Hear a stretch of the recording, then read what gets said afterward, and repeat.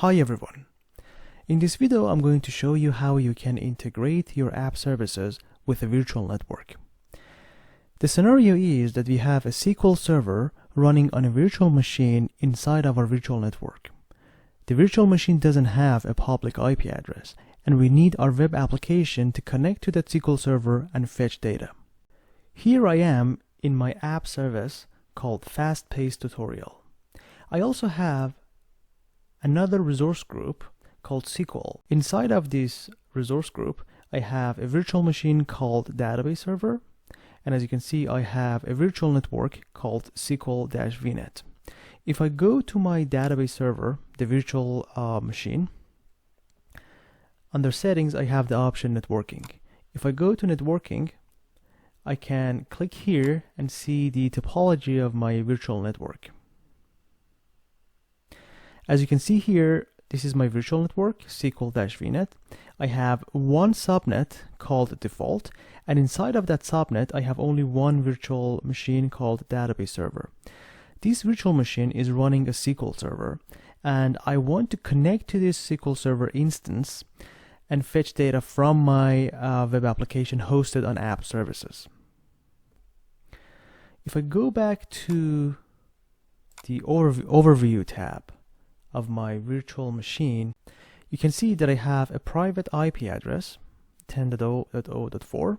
I also have a public IP address. But for the purpose of this tutorial, let's imagine that our virtual machine doesn't have a public IP address at all. So it is not accessible through internet or publicly. How can I connect my app services, which is running on a shared network, to this virtual machine and fetch data from my SQL Server instance? So one option is to provision our app service as isolated. So here, if I go to isolated tab, I have three options: I1, I2, and I3. Right here, you can see that it says isolated network. When you create your app service with one of the isolated tiers, you can host it within your own virtual network.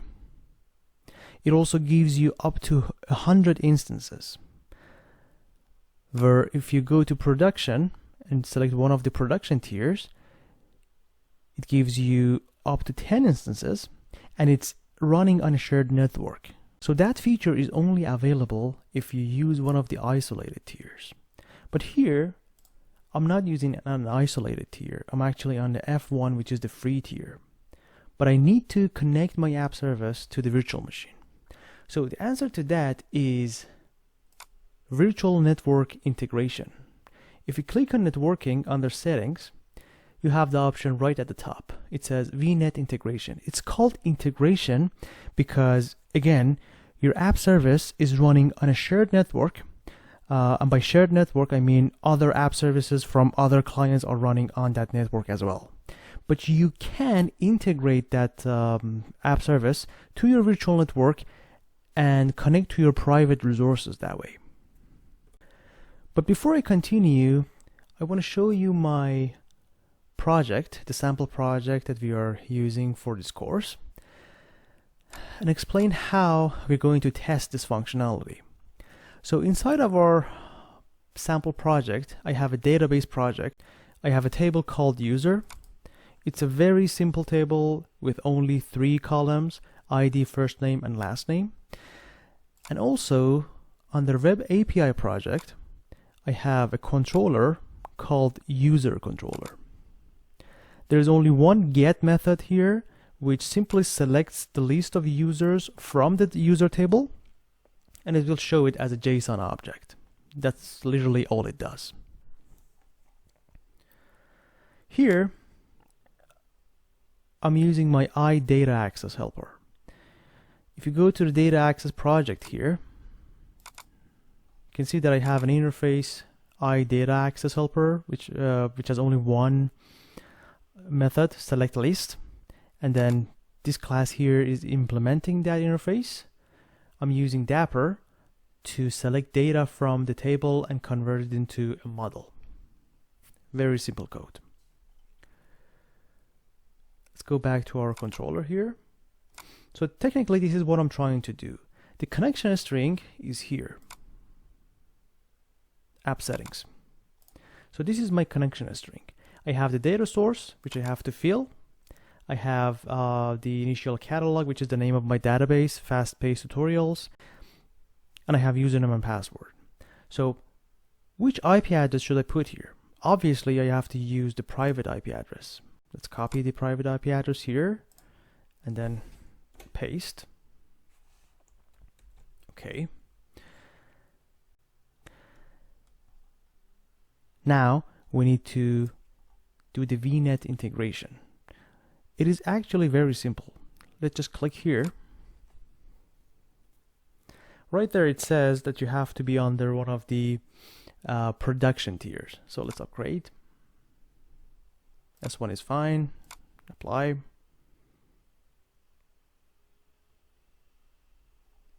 Refresh.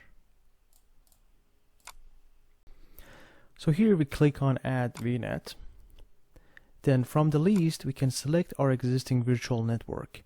Here it says same region, we have one, but it doesn't mean that you cannot integrate your app service with another virtual network that's hosted inside of another region.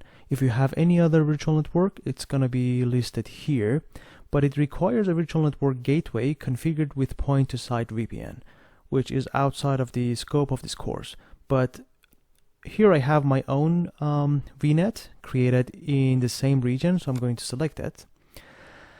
And the way it works is that it's going to create a new subnet or use an existing subnet inside of your virtual network, and that subnet is going to be delegated to app services. So I don't have any existing subnet, I only have one default, so I'm going to create one. I'm going to call it app services-integration. Here I'm going to select the virtual network address block, and then I have to add a subnet address block. So my virtual network address block is 10.0.0.0/16. I'm going to put 10.0.1.0/24.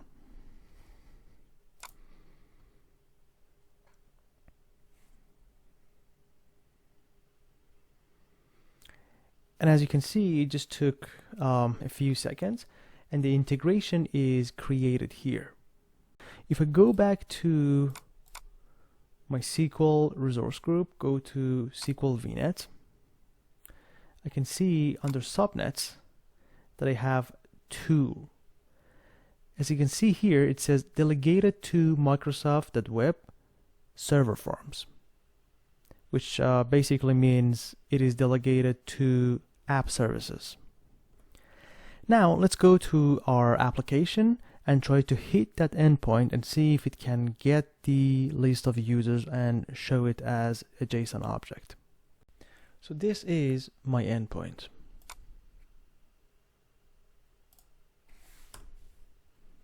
As you can see, it successfully connected to the SQL server, and it returned the list of users that I have in that table. I only have 3 users, myself, John Doe, and Jane Doe. That was it. Hope you learned something new today.